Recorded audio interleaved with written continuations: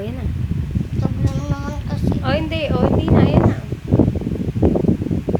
Hindi naman kita pinapagta kasi, pero hindi naman kita ngayon. Pinapagta kasi ang kita ngayon, pero may pera na ako. Ginagawan kita ng pera. Mga betila ang nakuha ko sa saging na gusto ko na kumatat ako na saging no! Bab! Lam! Isa lang dapat ang pagtaksihan mo. Pero hindi naman kita. Hindi ko naman pupunitin ang pera mo kasi takot akong magparusa sa'yo. Hindi naman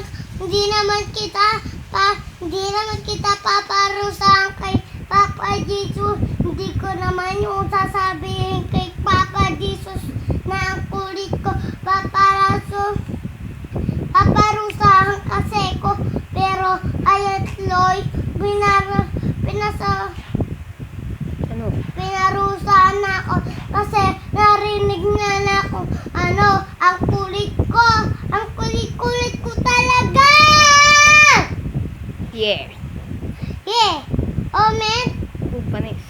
Bumpanis!